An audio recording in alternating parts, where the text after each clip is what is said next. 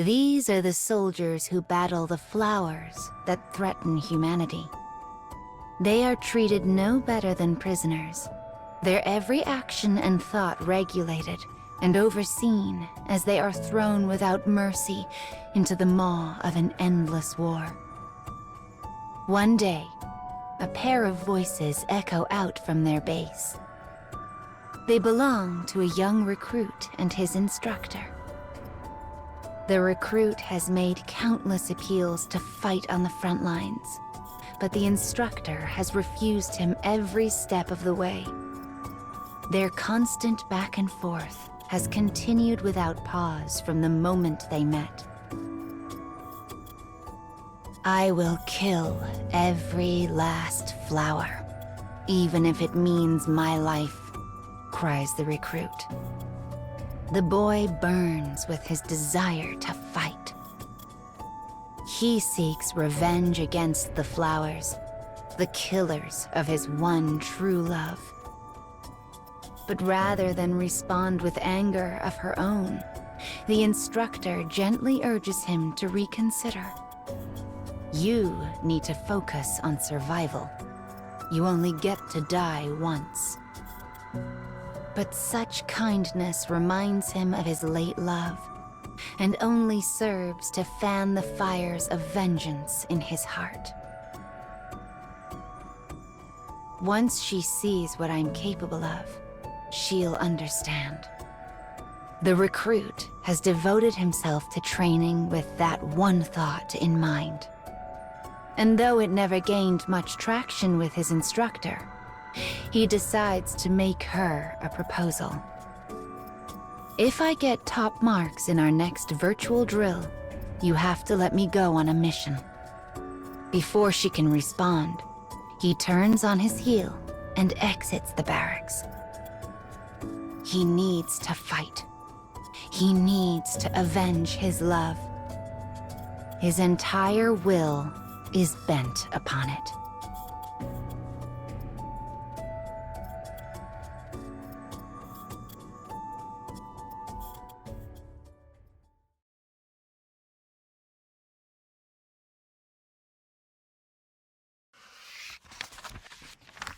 The recruit's participation in battle hinges on his performance in a virtual drill. When it is finished, he has the highest score by far. The other soldiers rush to his side, erupting with joy and claiming he holds the key to defeating their enemy. As they celebrate, the recruit turns to his instructor and regards her coldly. You have to let me fight now. You don't have a choice.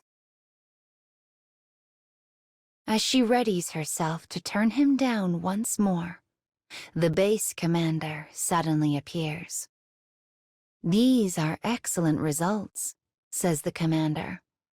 I look forward to seeing all of you perform in the next mission. The soldiers raise a hearty cheer at his praise, though the officer's razor smile hints at something deeper.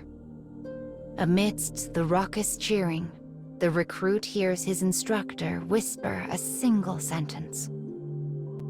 I am unable to stop them yet again. But he does not notice the meaning buried in her words.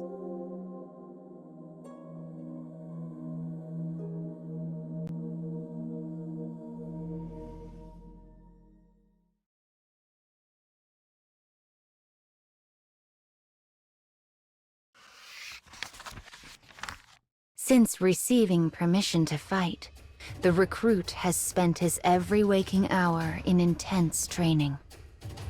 The thought of his dead love burns in his heart as he imagines giving the flowers the justice they so richly deserve. Finally, the day of the mission arrives. The squad's morale is higher than ever. Inspired by their fellow recruits' fighting spirit, they have all been training especially hard. As they prepare to set out, The recruit's instructor meets his gaze somberly. I know what you are capable of. Just, please don't be reckless. Please. The recruit responds with a chuckle, as if her worry is the silliest thing imaginable. Don't worry, I've got this. When the battle with the flowers is over, he knows their fruitless quarrels can finally end. She will have no choice but to acknowledge his ability once she sees his skills in battle. He grips his sword tighter. His long-awaited campaign of revenge is now mere moments away.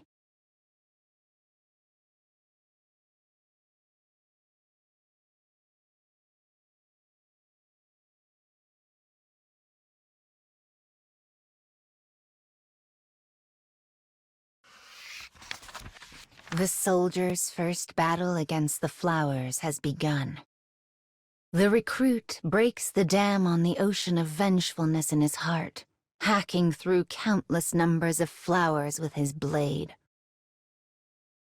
When the intense battle finally comes to an end, an uneasy silence settles over the ruined city. Only one soul still draws breath. It is the instructor. She sits silently on the ground, cradling the corpse of the recruit who had fought so valiantly. The commanding officer arrives in a collection vehicle and scowls. Another failure, he mutters. Then another figure steps out from behind the officer. The eyes are a familiar, intense hue, one she has witnessed during countless arguments. They are identical to those of the corpse she now cradles in her arms. As the new arrival stares out at the grim battlefield, his face contorts into a sneer. I will kill every last flower, even if it means my life. How many times has it been now? As she considers what a pointless thought that is, she quietly replies to the new recruit. You need to focus on survival. You only get to die once. Yet her kind words are tinged by an endless echo of despair.